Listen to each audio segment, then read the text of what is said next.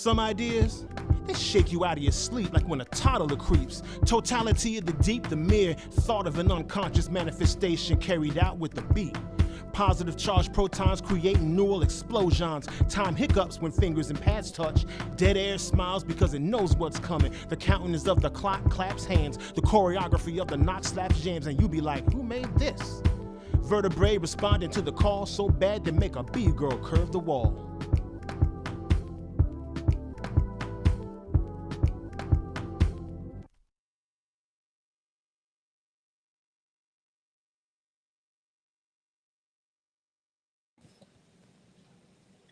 Peace. Peace. What's up? What's up? It's your man, Culture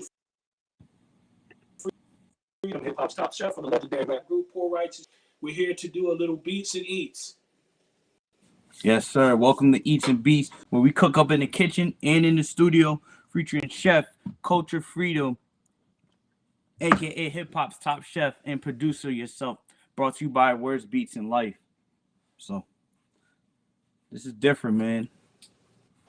Real different. I like Dope, this. man. So, hey, listen, I want to thank everybody that's associated with this. My man, DJ RBI, the whole hip hop museum community there out of Washington, D.C. We want to say what's up. We want to welcome everybody into this chat and into this whole podcast. And hopefully you'll get some good, useful information. Yes, sir.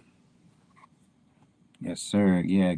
Appreciate RBI calling me with this opportunity. I was just like, absolutely. I always wanted to get something, do something with Words, Beats, and Life, because I had my I had trips going down to DC and I seen a lot of events that they did. And, it's just great now that I have a chance to be a part of their events. So this is dope. Awesome. Yeah, man. I first met my man RBI with the Hip Hop Museum down there in Vermont, where he actually DJ'd for us, man, when we did our induction. He was smooth too, man. Everything came on, real tight, real dope. The sound was dope. My man Jerry Beaver and them, all of them over there at the Hip Hop Museum. My man, the baby of the bunch, Master G, and everyone else over there, I want to say peace. Thank you once again for honoring us with that induction. I want to give a shout out to my man Wise Intelligent as well, the legendary Poor Righteous Teachers. So tell me something about yourself, man. When did you start producing and DJing? I started making beats a long time ago. I started when I was 16, and now I'm 33. So you do the math, that's about 17 years. And I always tell people it came from an organic place, because my parents, they was into hip hop heavy or music in general. So between 0 to 16, I was always around music, whether it's my mom playing Mary J. Blige, and my father put me onto soul music coming from Isaac Hayes, Barry White. I could keep going, the Shy Lights. You know what I'm saying? So I've been around it my whole life. So I started when I was, like I said, 16, 17. That's dope. I got started around the same time as far as being serious about it, although music has always been a part of our culture. Right. It's like the certain songs is like the soundtrack of our lives. And it's interesting because you mentioned all those names, because a lot of the music that we kind of incorporated into our songs and into the hip hop culture was stuff that we grew up listening to with our parents. Right. At home, rather if we were driving somewhere in the car and we was just sitting in the back seat as youngsters, little did they know we were being influenced by the things that they were doing and listening to. Just like the same thing with cooking.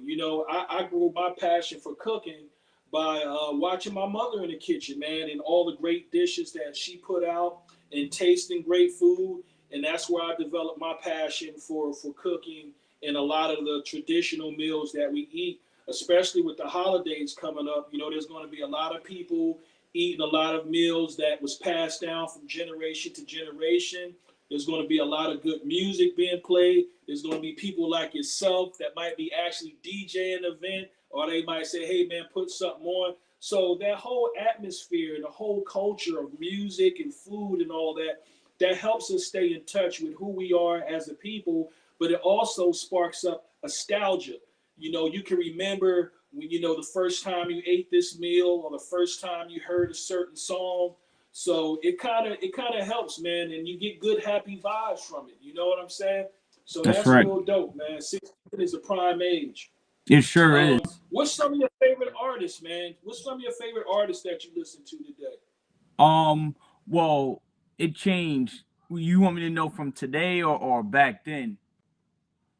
Or Well, just yeah, yeah. some of the artists that you grew up to. I heard you mention some R&B acts like Mary J. Blige and stuff like that. But what's some of the hip hop groups that you listen to that influenced you to kind of be a DJ and start producing tracks? Because you produce hip hop, but you also produce R&B. Is that am I correct?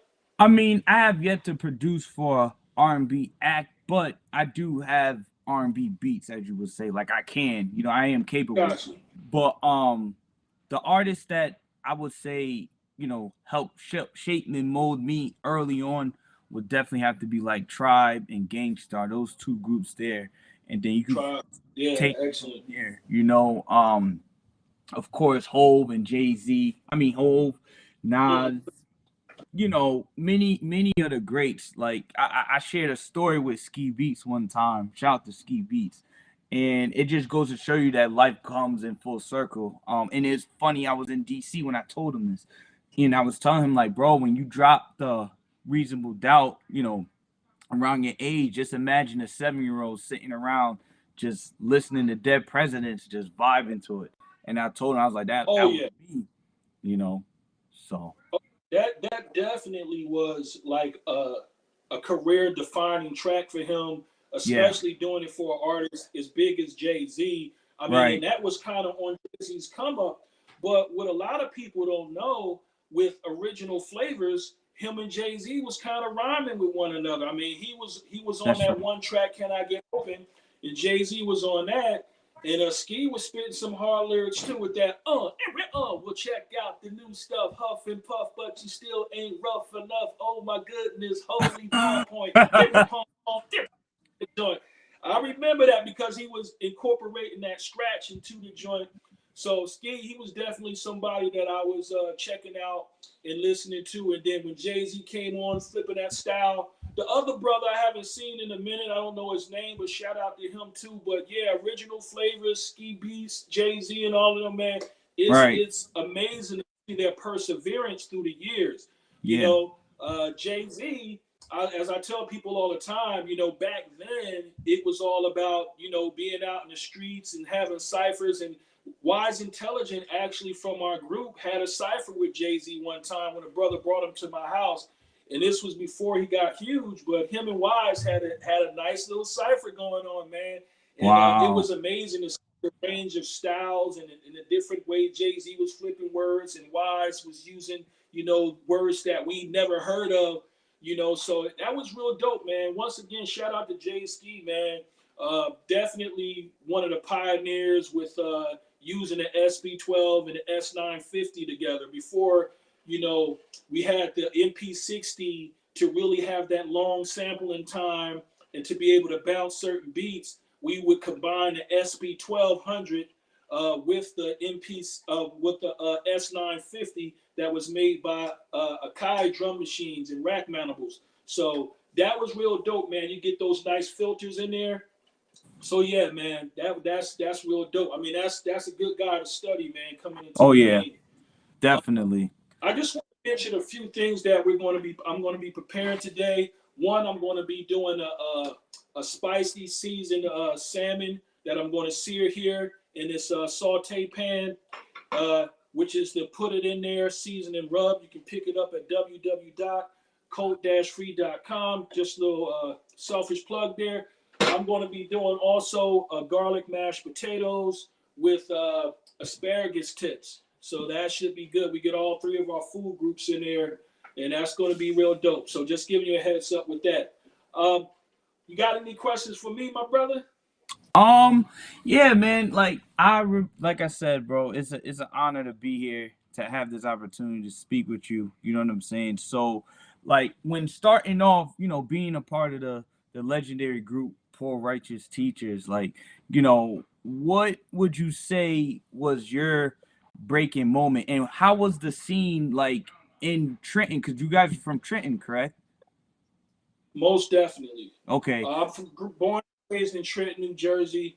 Uh-huh. We had a dope hip hop scene, man, and a dope hip hop culture, man. There Nice. was a variety of things going on with style of dress and all of that, man. I mean, you know, we see the current situation with the Clark Wallabies and all those things with the Wu-Tang, but that was just a part of the culture that was happening in New Jersey along that time. Right. We was wearing British Walkers. We was wearing the Dr. J's. We was wearing the Pumas, the Adidas with the fat lace, the Right. long neck shirts, the BDs. I mean, the whole scene was happening, and you know, we just start seeing b-boy on a grand scale. Like the first real rap record that I heard that made me actually want to write was it was the Sugar Hill Gang. Rappers, Nice. with Big Bang Hank, Master G, and all of them. You know, hearing that was like, wow. You know, we heard the language that we was using every day on the street, but now we heard it on the radio because everything else was so refined, Right. if you will. You know, so contrived where they would, you know, groom an artist to be a certain way, to represent a certain thing. But when I heard hip hop, I heard something that I could identify with immediately. So when that hit the scene in Trenton with everything else that was going on, you know, we was just like, man, we start seeing a lot of different things start to surface through that culture. You know, how do we dress? How do we look? B-boying, graffiti, and all those things. So all that stuff was happening in Trenton at the same time, being that we were nestled between New York, Philadelphia, Right. DC wasn't too far away. So we was all sharing things, and we was traveling to different places, mixing our flavor with their flavor and stuff like that. But we had MCs like my brother Gino G. He had a record out on Tommy Boy. Right. We had people like my man Kareem Magnetic. We had a guy by the name of General Lee. We had a guy by the name of Diamond D. All these guys, they were older MCs that we would listen to, and they were kind of showing us the game and, you know, how to put words together just by listening to them. Nice. So we had a pretty vibrant hip hop scene, even in the late '70s, early '80s. You know, I would say I noticed it in the '70s. Nice. You know? Yeah. Nah, I feel like for myself, you know, like I said, I was born in '89, so I came at a time when I feel hip hop from a mainstream perspective, if I'm not mistaken, it probably was like 10 years in at that point. I could be wrong. So like Yeah. like I said, my parents just had it. My parents had me young, so as being young parents, I feel like it was a perfect timing for me as far as hip hop goes. Like I was hearing everything. You know what I'm saying? Like I was hearing Exactly. Smith and Wesson. I was hearing EPMD, Run DMC, LL Cool J. I was hearing all of that, you know, and then I feel like the time when it from went to another level when my dad gave me a bag of tapes, and that's when my interest, like, this is before like you would binge anything. You know what I'm saying? I'm sure that term wasn't even out there. I'm talking Exactly. eight. I was probably like 8, 7 years old. So with these tapes, I would go and I would hear. You know what I'm saying? I would hear the Purple Tape, The Shining. I could go list the names of classics. So not Yeah. knowing, I'm priming myself to become a producer without even knowing it. You know what I'm saying? And by the time I was Exactly. 16, he got me the MPC, my father, the MPC, the Moe keyboard, and I just hit it from there. You know what I'm saying? So there's a big gap from 16 to now, which, you know, if we could get into it, maybe, but you know, that's where really how it But started. nah, you came up in a real good time still because you're talking about the golden era, the Right. so-called golden era when rap start to really get the recognition that it deserved. I just want to stop for pause for 1 second, and I see my man Tim on here. Yeah, shout out to the Boulevard Mossy. Boulevard Mossy was one of the premier groups from Trenton, New Jersey. So I can't forget them. Can't forget Suicide Posse. So I just wanted to make sure I mentioned them, that they were doing their thing around that time. But man, you're 100% correct with that. That was the golden era. You mentioned Yeah. the Q-Tip, the Brew and the Bip. I mean, all of these records from Lonnie Liston Smith. I mean, not only did hip hop, we learned a lot from each other with beats and all of that, but a lot of the people from the 60s and 70s that made music that we probably would have never even heard of, hip hop helped to reintroduce that music to a younger demographic or to a younger crowd. That's a fact. That's a Because fact. yeah, when we was coming up, man, we had to know who Little Feat was, who Griselli Oliphant was, Lee Dorsey, Les McCann. I mean, Brethren. All of these rock groups and jazz groups and soul groups who made this music. I mean, we probably would have missed it, and we probably wouldn't have got a chance to enjoy a lot of this great music. So, man, I thank God for hip hop because it keeps us connected. It keeps us in tune with one another, but it also make sure that we don't forget our culture and the great legacy that the people before us left for us to enjoy and to be inspired by. So I think that's real dope. Yeah. Yeah. Now, someone said culture's dropping jewels, which you are. You're speaking so eloquently, man. It sounds like you're reading from a prompter, and I know you spin it off of the top. Like you just speaking it so eloquently. Yeah. So I'll shout you out for that. Nah, man, this is our culture, man, and I always say that humility is the beginning of knowledge. Right. And by me and you approaching each other in such a humble way and sharing our stories and what inspire us and how we got inspired, it's dope, man. And I would like to see this kind of exchange between, the millennials and Gen X, and we can share, man, and grow and learn from one another, man, and we can carry on this great legacy that we call hip hop. Because when I get in the presence of people like Master G or Grandmaster Kaz and people like that, man, I keep silent. They might be like, why are you? It's not being antisocial, but I want to hear what happened in the beginning. I want to hear how it all started and stuff like that, and what inspired them and how they, because that's a lot of classic material. I was saying their lyrics before I even met them or knew who they were. So it was an honor for me to be in their presence because it was like a dream come true. I never thought that, these guys that I was listening to on the radio when I was young or saying their rhymes. Let me tell you a real dope story, man. It's this guy, we call him Master Justice. He's from what we call the God Save V in Trenton, New Jersey, where 5% actually got formed.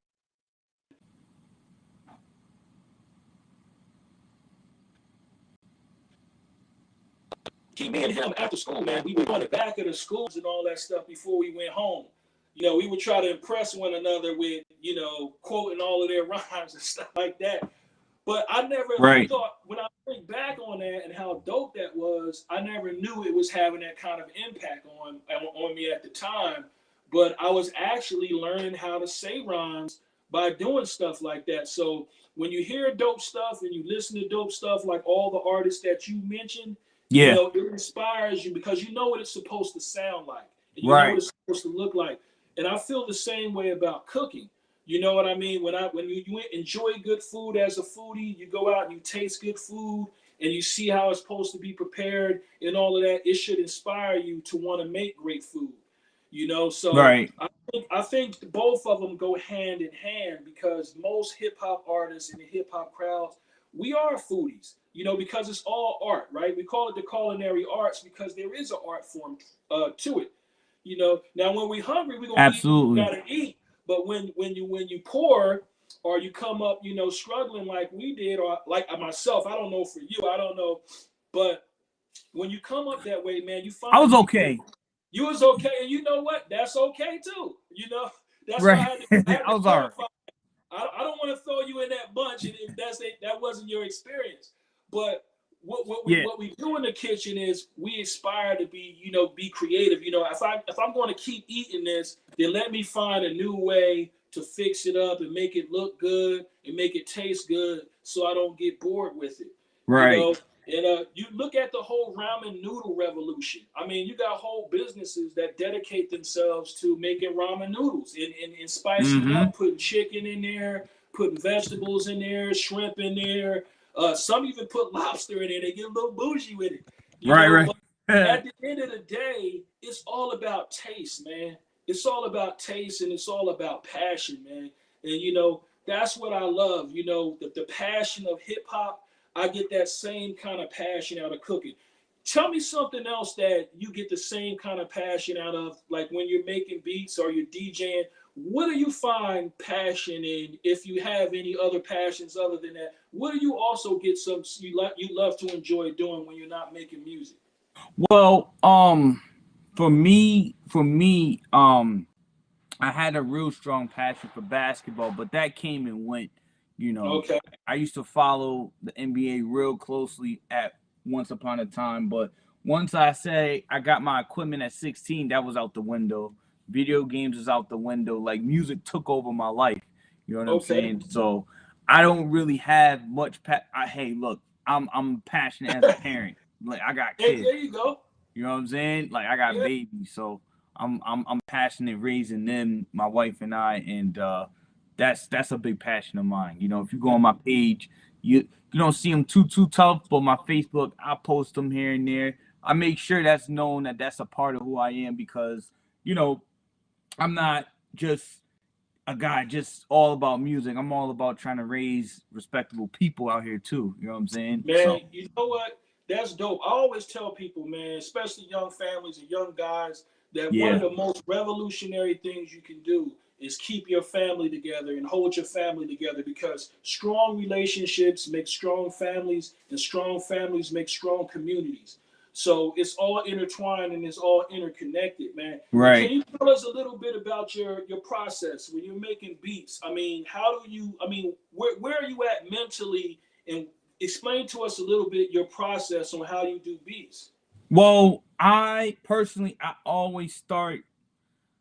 I mean, my inspiration could come from anywhere. You know what I'm saying? My inspiration could come from, I don't know, the way the sun came into my car and it was warm and I was driving. Like, as abstract as that may sound, like, Yeah.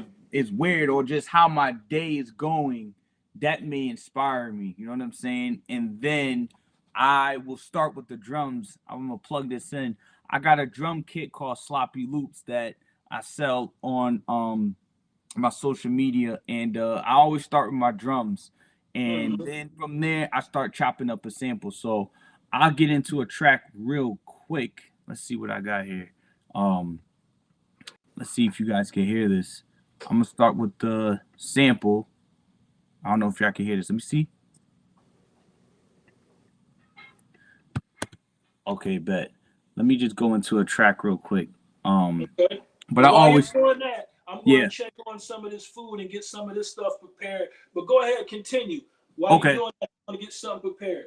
got you. Okay, so I'm gonna start with this track. I'm gonna actually let this rock, and whoever's in the chat, just let me know what y'all think of this joint right here. This is a collab I did with my man, Lupo Beats. I was on the drums, he did the sample, and we thought this was fire. So here it go.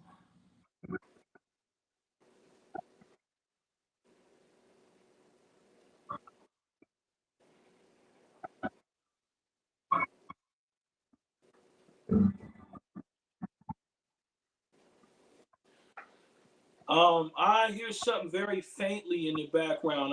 I'm not sure if it's coming through.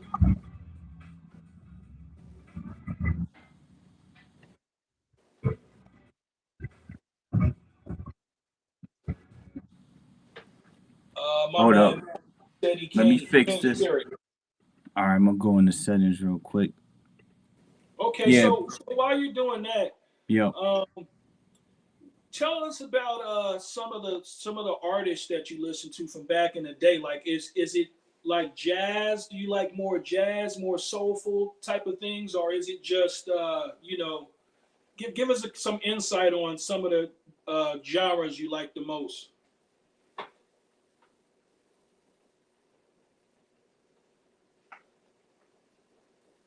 So hey everybody, while he's getting those his tunes and stuff together and he's fixing little audio things, I'm going to look over here and see what you got going on. I see so my Mazzy says, have you ever thought about the intervention of your music with video games? Oh, music and video games. I don't know if you're talking to me or him, but it would be real dope to listen to some rock this funky joint while you playing some video games, while especially with some of that those football games they got out like NBA Live and all of that. That would be dope. Integration, okay, integration. Yeah, I see it now. I'm sorry, the words are a little small there. Yeah, man, I wouldn't mind putting it together. I mean, although I'm not that much of a tech head, but I think it's dope, man. That any way you can to keep your music out there and to just keep inspiring generations. I think that would be dope. So if you're out there and you have a video game, Madden or whoever, contact PRT, the Poor Righteous Teachers, and being at those young folks playing those games all day long, let's get a little bit of knowledge into their head too. I don't hear many words. I don't know. I hear the beats a lot of times, but I don't hear many words. My son likes to play. My son Malachi, he likes to. He's a gamer. He's also a producer and a writer. His name is Mally Got Bands. He does music. He tries to integrate all that stuff together. So I think it's dope, man. I mean, as long as it's being done respectfully, I think it's real dope. So let me get started. So I have my potatoes back here boiling. So I think they're almost ready. Let me check them. And when you're boiling potatoes, or even when you're baking potatoes, you're making mashed potatoes, or you might be making baked potatoes. What's important, or a technique that I use to check and see if it's done, I usually poke it with a butter knife or a steak knife, and then as I lift it up, if it falls right off, then I know it's tender enough to mash up and enjoy as a baked potato, or I know that it's tender enough to make mashed potatoes with. Also, you might want to start with cold water. A lot of people think that when you boil potatoes, that you have to start off with hot water and then add your potatoes to it, but that's not necessarily true. You can put them in the pot with some room temperature water or some cold water, and then you can have them, bring them up to temperature that way. They'll cook nice and even that way.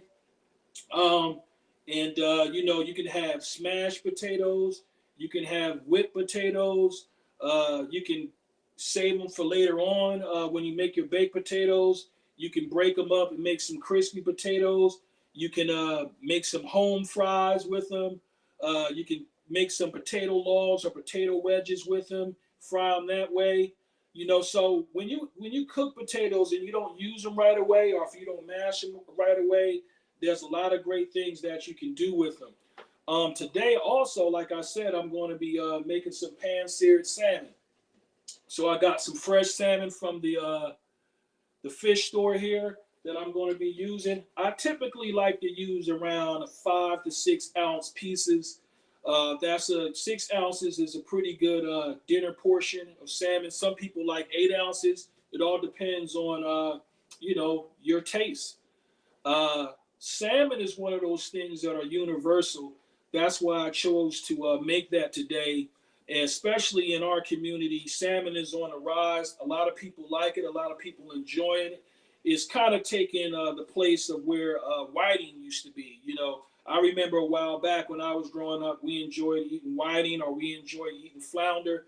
But, we started to kind of diversify the things we like to eat, and we start doing salmon and stuff like that. So that's dope. But searing is an important technique, and I'm going to tell you why. Because when you sear fish, or you sear chicken, or you sear steak, what you're doing is you're actually locking in all the juices so they don't escape.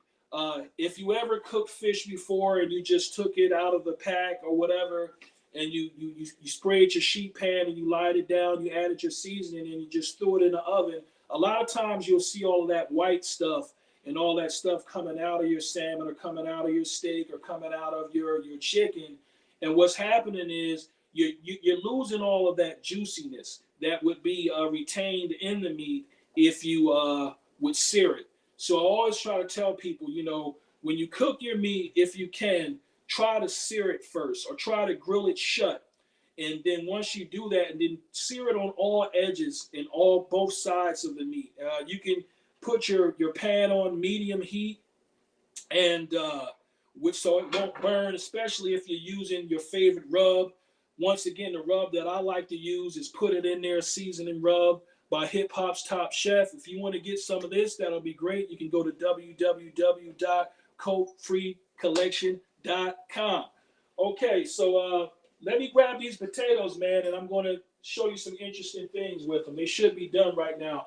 And the potatoes that I'm using is Yukon Gold potatoes. Idaho potatoes are great.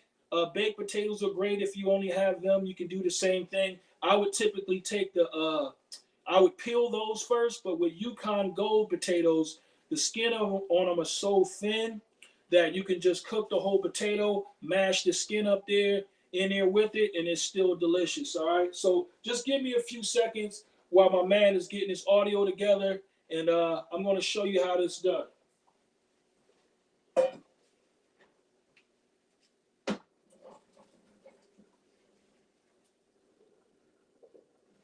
So I had these potatoes on for about 35, 40 minutes. Depending on your range that you're using, you can get them done a little quicker than that. But I like to make sure that mine are nice and soft so I can mash them up real well. Okay, so just give me a few seconds to drain them. And we want to get as much of that water off of it as we can.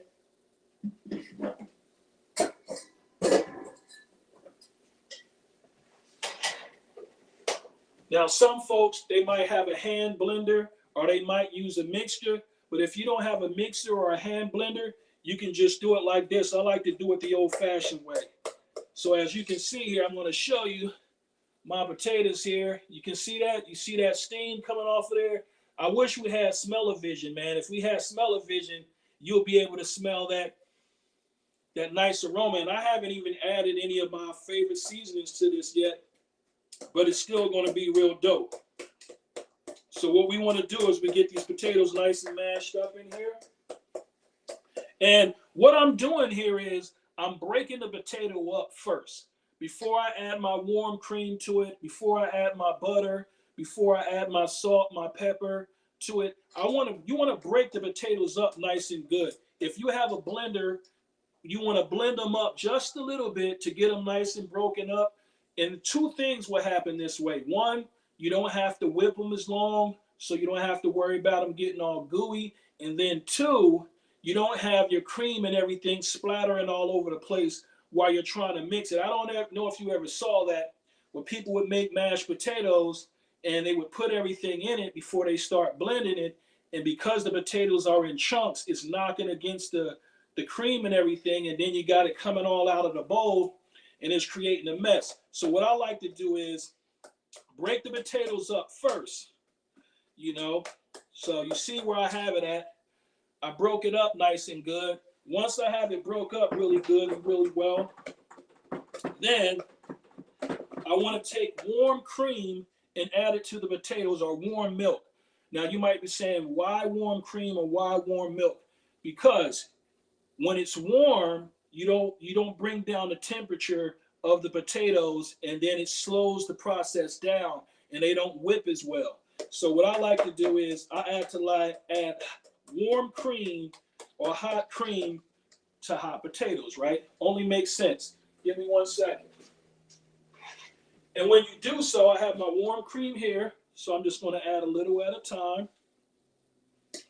And the reason why I'm adding a little at a time is because I don't want to add too much at once, because I don't like my potatoes to be all runny. I don't want them to run all over the place. I want them to be nice and fluffy. How many of y'all, I know y'all like fluffy potatoes now, you know? I want them to be creamy and I want them to be fluffy. So I always tell people, when you add your wet ingredients, add a little bit at a time, because if you add too much at once, you can't take it out, right? And then you have to try to add more potatoes, or you have to add more flour or more mixture to it. And then You'll be all over the place. Now take a look at this. You see that? You see how, look at that. You see how that is? It's thick enough to stay on the spoon, but when you shake it a little bit, it falls off. So to those potatoes, I'm going to add about a pinch of salt or a half a teaspoon of salt. Get that in there, get it nice and incorporated. You know what I'm saying? You know what I mean? Then I'm going to take some cracked black pepper, add a little bit of that to it. That's always good.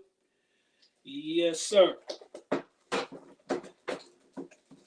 Your man, Culture Freedom, Hip Hop Top Chef, is going to show you how to do it. Now, I like to make sure that I break up all the lumps in there. So I'll go around this way, and then I'll go back and forth like this real quick. Now look at that. Excuse me. And like it does every time, it makes me sneeze. Now, I'm going to tell you a trick that a lot of chefs and cooks use when you're in the kitchen. If you ever have to sneeze when you're in the kitchen, you sneeze into the fold of your arm. So that way you lock it there. It's not anywhere near your hands or anything like that. So you always do that. So now that we got our potatoes, they're nice and hot, nice and creamy. I'm going to set that to the side. Keep it nice and warm over there. So once I got that going, I'm going to get my flame going here. I got these nice little portable ranges, man. They're real nice, man. And I'm going to get that heat down to about medium, right? Then I'm going to add some blended oil. Now I have 1 part olive oil and I have 1 part canola oil. And what that does is, with the canola oil, it has a higher smoke point. So when you're searing your meat, you can get the flame up really hot and it won't burn. But then I add the olive oil to add a little extra flavor. So I add about maybe 2 tablespoons of that. So we're going to let that go for a while. I want to check on my co-host today. My man, okay, so he said he's having a little issue with his computer. So he'll be back.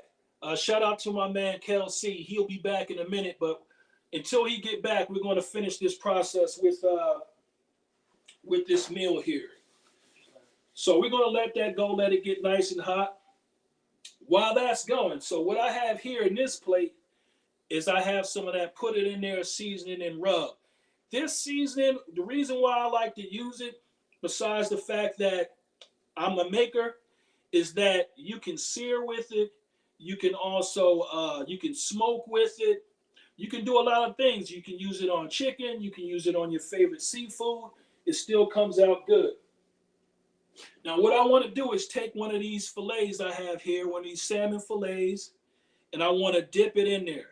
Now, most people, they'll take their chicken or their fish or whatever, and they'll take their seasoning and they'll sprinkle it on there, which is still good. But I like to kind of dredge mine in there. So if you can see, look how well that's coated. So I'm going to get all that flavor on there once I sear it. So I can feel that heat coming from my pan. Let me just test it. Okay, I can hear that sizzle. And once you hear that sizzle, you know it's going to be on and popping. So I'm going to take my salmon here and I'm going to lay it flesh side down first.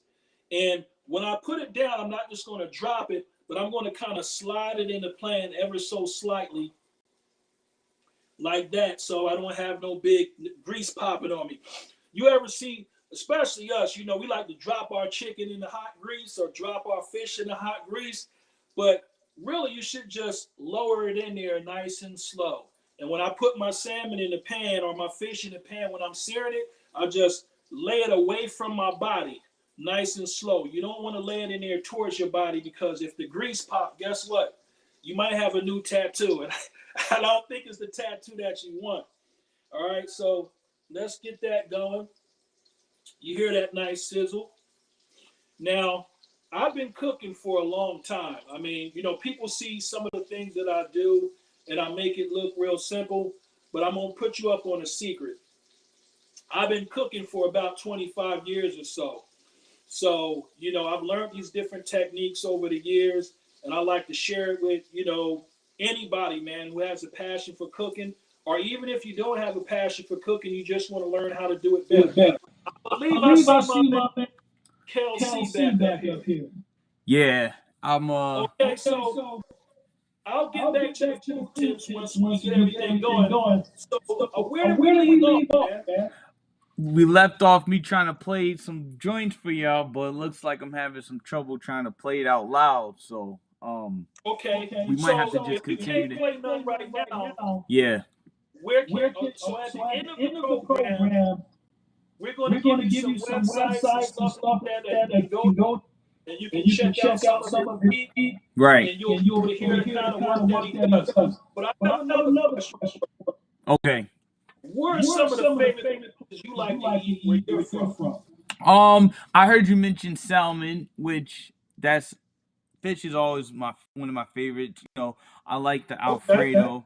And also, my wife, she's Jamaican, so the jerk chicken, the oxtail, all of that. You know what I'm saying? I love all that stuff. So, yeah, I'm a big fan of. I'm definitely, as they would say, somewhat of a foodie, but definitely the salmon though. I heard that's what you're making. Yeah, that's what I'm making, man. I'm turning it up real good. Now, here's something. If you ever bring poor righteous teachers to your city or your state, and you're wondering what you like to eat, Jamaican food is one of our favorite foods to eat. Nice. Brown fish, kingfish, rice and peas, dumpling, oxtail fish, all of these things. So, man, big up to all my Jamaican friends out there, my man DJ Orlando, and all these other guys, man. Jamaicans make some of the best food in the world, man. I mean, just the flavor, the spices, and all of that. And that's what that's what I love about our culture is that we throw some spices in there, man. I like Italian food as well because there's a lot of interesting flavors going on there. But I would have to say Jamaican food is one of my favorites. Definitely. It's just something that I actually wasn't, I didn't grow up on Jamaican because I'm not Jamaican. My family's from the South, so Okay. So there's a lot of great food there too as well. My family originally, before they came to New Jersey, was from the Alabama area. So my grandmother, she was a very good cook as well as my mother, and it seems like, man, whatever I can think of off their head, they could just whip together. They made what we call something to eat. You know, when we asked them, what's for dinner, they'd be like, look, something to eat. But whatever they made, it was delicious. So I just want to give you guys a look at this salmon that I have here. Can you see that? So I seared it up nice and good. I don't know how to try to put it on the pan there. You see it's nice and evenly seared. It has a nice brown coating on it. And the good thing about this seasoning or doing that is because you get a nice good color. And we eat with our eyes first. So when you do that, it's real dope. So now that I have this salmon about where I want it, I'm going to turn that down and I'm going to get this pan going because, as I mentioned before, I have some asparagus spears. Now, a lot of people, when they have their asparagus, they like to cook it straight from the raw state, which you can do that as well. Or sometimes they'll peel the asparagus because they don't like all the skin on the outside. They think it's very chewy. But I got a technique for you that can help you with that. First, I like to blanch the salmon in some boiling water until it becomes light green. All the chlorophyll and all of that brightens up, so you get a nice bright green look. So, go ahead, man. Tell us more about what you like to eat while I get this asparagus ready. Well, like I said, I didn't get into specifics, but off the top, definitely my go-to is definitely the oxtail. Steam, even steamed chicken is nice. Um, Oxtails are making a comeback. Yeah, Yeah, for sure. oxtails are making a real big comeback, man. See some here. And once again, oxtails are one of those things that are very versatile too, man. You know, you can make some nice soup with it. You can jerk it. I mean, you can do a lot of great things with that. So to those mashed potatoes, I added about I would say a quarter cup of garlic butter. You know, I had some garlic butter I had already made up, so I just added that to it to kind of kick it up a little bit. So that's dope. So I'm going to let this asparagus go in this water for about, I don't know, maybe 30 seconds or so while I get this pan nice and hot. And I'm going to saute that a little bit, brown it. You know, I always like food that's browned a little bit or that's been seared or grilled because it creates a nice caramelization and it brings out the sugars and the natural flavors in the food. I mean, you know, boiled food sometimes can be a little bit more healthy, but I like to sear mine or saute it first just to add a little extra flavor. But here's a hint when you're boiling it. You know, especially green vegetables, we don't want to boil them too long because you know when the water is dark green or muddy looking, that means that you probably cooked all the chlorophyll and all the vitamins and all the nutrients out of it, and it ended up in the water. So what you want to do is once it gets nice bright green, and I'm going to show you here in a second. Let me grab my tongs.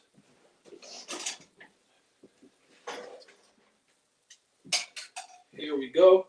So if you can see this, you see how nice and bright green that is? Let me put that center. So that's where you want it to be, nice and bright green like that. And not only are you saving the nutrients and stuff that's in it, but it's also impressive, man. When your guests see it and it looks real good, they're like, man, wow, I know this is going to be good because it looks great. So you already got a one-up. Right. Yeah, so man, what do you think about the current state of hip hop? Being that you're a part of this millennial generation, what do you think of? How do you feel about the current state of hip hop, man, and what's going on with it? I feel that it's a gift and a curse with the internet. You know, um, the gift being anyone could create a profile. You know, take a couple great pictures, and you know, it's you could fabricate it. You know what I'm saying? You could Yeah, definitely fabricate it, but the the curse is that you don't know who's real. Like even from a literal standpoint, like this could be a bot or this could be, you know what I'm saying? This it's crazy. So it's hard to really navigate who's real and who's doing it from a genuine place. so I always tell people this. In our generation, and I think the internet is great, by the way, because if it wasn't for the internet, we wouldn't be able to do what we're doing right now, right? So I shouts out to the internet. But one of the things that I want to say is this is that during our time, we didn't have all this technology, so we had to actually connect with our audience. We had to go out and meet the people in the community. We had to sign autographs. We had to win the crowd over, if you will. You know, and we had to be polite and we had to, you know, show manners and stuff like that because that was how we got our record sales. They couldn't just, you know, download a CD and download a picture or download that information. So they had to, you know, go through the time of ordering it and doing all of those things. So it was a little, you know, longer and drawn out process.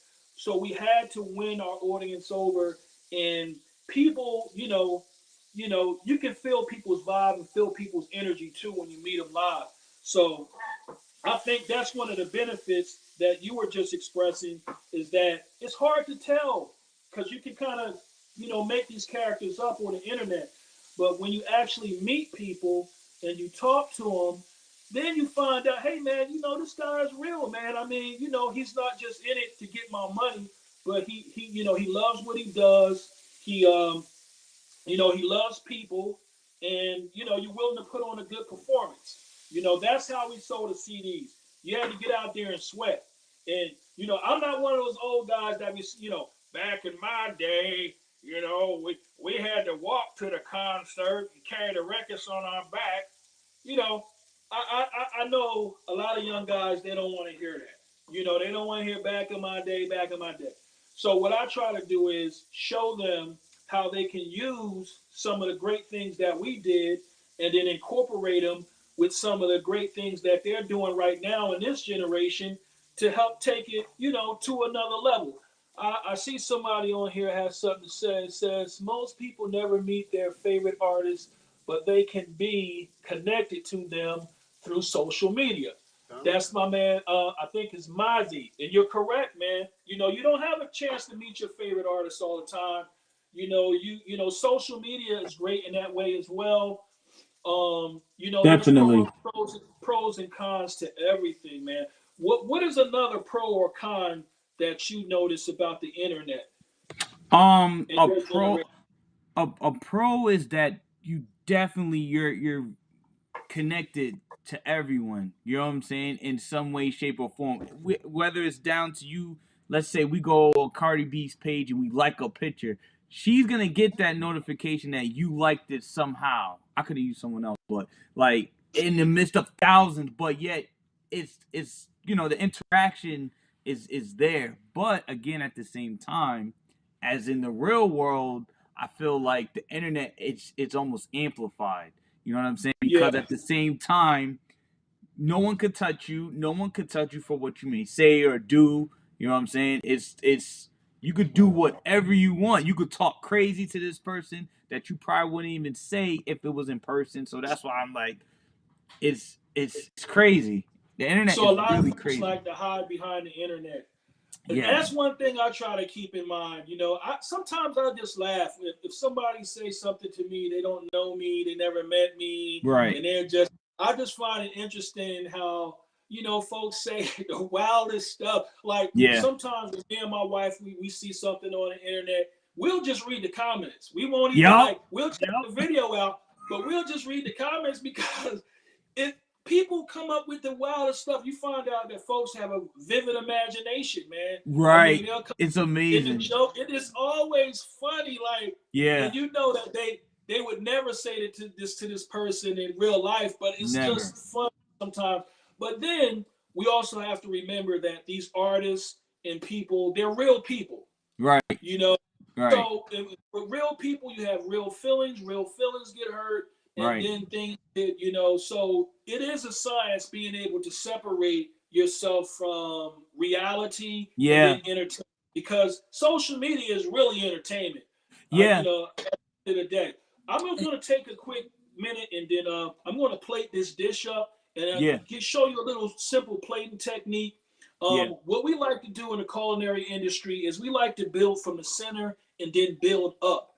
So we'll probably put our starch down first, but we'll build from the center, and then we'll use the rest of the plate to kind of garnish and do some interesting things with it. But we always want to kind of build some height on the plate. We don't want things to be surface level, because it's not that interesting. So when you go to a restaurant and they bring your meal out and it's kind of look like it's everything is up, because we want you to see what you're getting. And if it's flat, sometimes it's hard to see what you're getting when everything is flat. So we like to build up from the center, and then we like to have all the goodies going around it. So say, for instance, if you have some chicken vegetable pasta, right? Yeah. So we'll take the pasta, we'll twirl it around, we'll put it in the center of the plate, and then we'll add the chicken around it, and then we'll put some of the vegetables. So on contact, when you see it, you're like, man, that's what I ordered. Because you ever get your dish to the table and you're looking like, man, that's not what I ordered. And the guy's like, yeah, that's what you ordered. You ordered the chicken vegetable pasta. You're like, well, where's the chicken? Where's the vegetables? So that's why we like to plate it a certain way, so it can pop to the eye when it come out to the table. So the first thing I'm going to do is I'm going to put my potatoes down, right?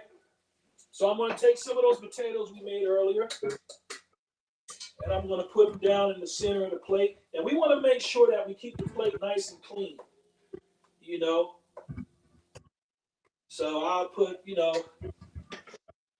a nice little 4-ounce or 5-ounce scoop there. So you can see here, I have the potatoes there. Let me see which way. This way. The potatoes in the center of the plate. Then I'll take the asparagus. And what we like to do is work in odd numbers, because odd numbers, they catch the eye. So if I'm going to do asparagus, I'm going to do at least 3 to 5 pieces of asparagus. So we work with odd numbers. So like I said, we have that height. As you can see, let me turn this around. You have the asparagus there, and you have the potatoes in the center. I'm going to take that salmon that I seared earlier and cooked, and I'm going to lay that right on top. So there, let me see. You see, oh man, it's a struggle here. Let me turn it this way. There you go. You see the salmon, you see the asparagus, and then what we have is what we call a little natural sauce. And the natural sauce is basically the sauce and the flavor that was created during the cooking process. Grab a spoon real quick.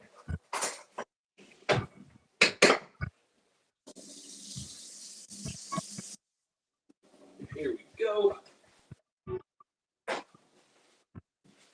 All right, so I'll take some of that sauce from the salmon, and I'll kind of use it like this. And what I want to do is point my spoon straight down and go around the plate like that, and create it almost like a gas streak effect. I don't know if you can see that clearly, but tilt it a little bit, and you can see. Let's see if we can adjust that a little bit. So you see that there? You see how I have that sauce going there around the plate? All right, now, as I mentioned before, we're going to take some of that, put it in there, barbecue sauce, because I like barbecue salmon personally, because I have that smoke flavor from searing it. And then we're going to go right on the top with it, just like that. Beautiful. So later on, we're going to have this recipe online. You can go online. You can check out my man DJ RBI, and you can pick this recipe up, and he'll show you how to do it. But see, that's the finished product there. That looked delicious, man. I almost want to take a break and go ahead and eat it. Smell-o-vision, man. We're going to come out with smell-o-vision next. Remember that. Your man, hip-hop's top chef, culture freedom, poor righteous teachers. We're going to try to come out with smell-o-vision. So I'm what you call an apprentice chef. I didn't go to culinary school, but I worked under some fantastic chefs. I worked at a lot of big resorts and hotels. We had apprentice programs there. So I learned from a lot of good chefs from around the world. The main thing to remember as a young chef, and I'm going to give you a tip, is that always remain hungry and always remain humble, because you can learn something from, Joe Blow. He might do something that you might think is great, that might be able, you can add to your arsenal. Just setting up a plate, I learned from a guy. He wasn't a chef, he was just a cook. And but he picked up tips from other chefs that he was able to share with me. So humility is the best thing that you can have as a recording artist or as a chef. Right. It's inviting, it's welcoming, and you just learn a lot of great things. I mean, I'm just learning from you, listening to you, that what people in your generation, have to think. I see that there's been like a kind of a thing between like what they call the old heads in this generation. What do you think is at the heart of that? I mean, why do you think that a lot of young people aren't as embracing the older generation as we probably would like? What do you think is the root cause of that? I feel like I'm gonna be kind of, I guess, brash with this statement. I feel like with and I'm speaking from, I guess, the black community. I feel like when you had that crack era, that golden era, the disconnect started there. It started there because gyms wasn't really, I feel, passed down the way it should have been passed down. So that's the disconnect, Man, you know what? That is so true. Yeah. And that's so relevant. I think that you know, and when we have these conversations, we can find out. Like, say for instance, like myself, I didn't have anybody in my family who was in the music industry before, Exactly. or I Right. didn't know anybody personally who had that, you know, that amount of success. I mean, there was a group from our neighborhood called the what was they called? They had a song got my mind made up. Come on, you can get it, girl. Instant Funk. That's right, Instant Funk. You know, and they were pretty huge, but you know we were young and we Yeah. didn't know them. But shout out to my man Raymond Earl because in my late 20s, man, I used to go by his house with another brother and he would share knowledge with us. You Right. know, but by the time we had already had a record deal, I wish I would have made him when I was a little younger. But Right. we didn't have that. You know, some of us from our generation, we got in bum deals and all that. What I think that your generation does that's really great is that once again you have the internet, so you can create music, you can make videos, and not only that, you can put it out there for sale, and you don't need a major record company or No. anything like that in order to achieve that. I just think that sometimes people don't like to admit things they don't know. You know, I That's think, you huge. know, people from our generation, they would like to be more helpful and they would have liked to have been more helpful. But in some situations, they just didn't have the knowledge. You know what Right. I'm saying? They just didn't have the knowledge. But what they do have is that camaraderie because we couldn't do things all on our own like that. So we had to come together and work with one another. You That's get what true. I'm saying? Like Yes. because you could probably engineer your own music. You could, you know, make a whole song without having to have a whole bunch of people involved. But Right. because we had to have that involvement, you know, we needed other people. You guys can play a whole video, a whole football game on a video and have fun with it, and you can do that by yourself. Right. But because we didn't have video games and stuff like that, we had to go and get our friends. So That's very let's say, true. for Yeah. instance, I fell out with my friend yesterday, right? But I want to play football with him today. Yeah. I got to go make up. Somebody has to make up. You know, we have to reconcile, you know, so somebody got to say, I'm sorry. Somebody got to say, hey, yo, man, it ain't nothing, blah, blah, blah. And then we get back out there together and we having fun because we needed each other and we depended on each other in that way.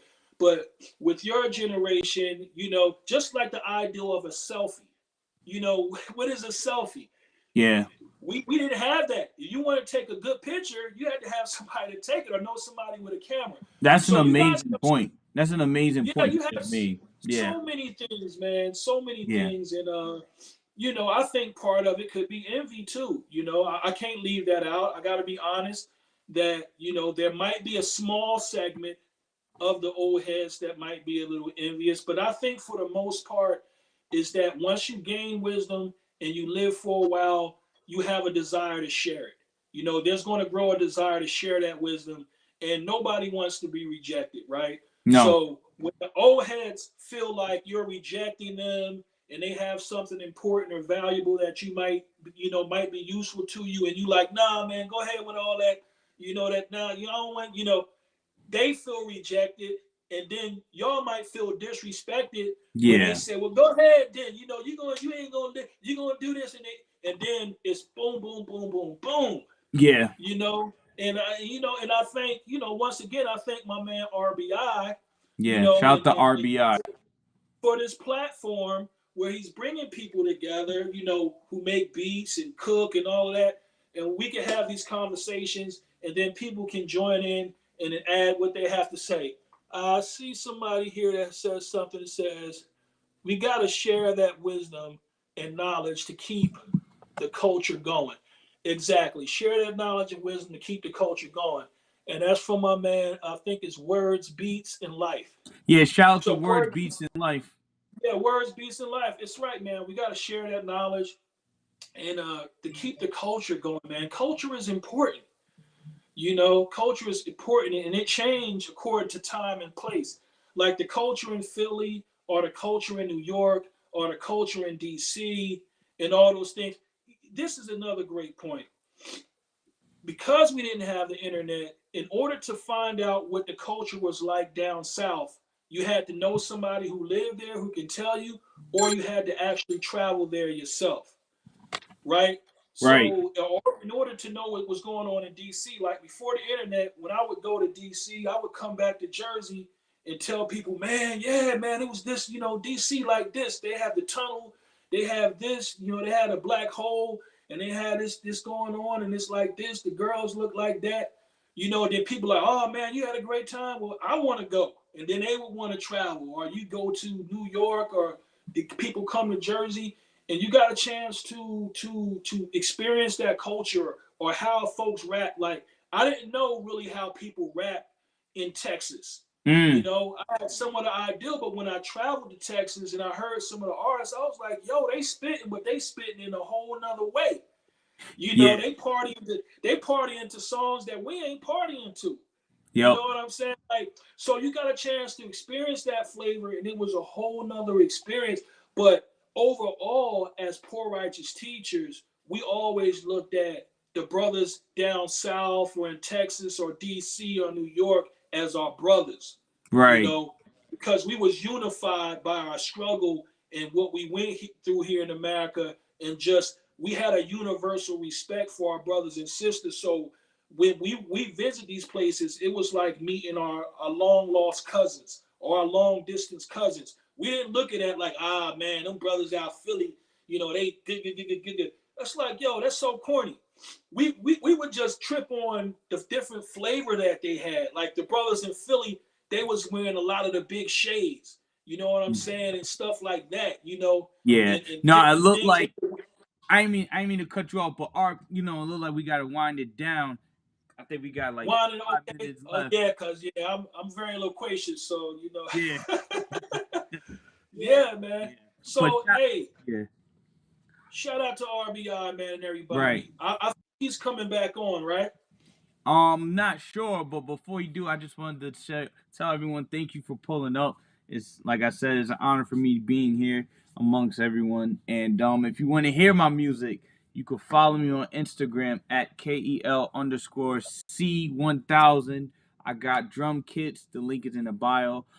Shout out to an artist named Kumbaya that I'm working with. She got a new single coming out very, very soon.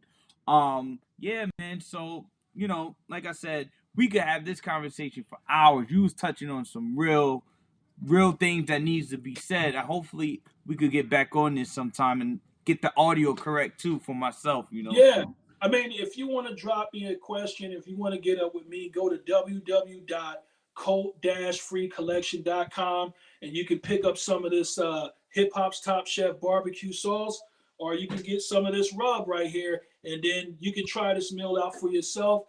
You can hit me up on IG at Hip Hop's Top Chef, or you can hit me up on my other IG page, Culture Freedom PRT, and hit me up on Facebook with the same thing, man. But it was dope talking to you, brother. Hopefully we'll meet one day in person, yes, and you'll sir. get a chance to taste this meal. Let us Yeah, get look another good from shot of here. this meal real quick. All right, man. Listen, you can come by and you get a chance to taste this thing, man. It's creamy, it's moist, and it's delicious, and it's full of flavor. Okay, shout out, man. Enough respect. Seeing every time. Peace. Peace. All right.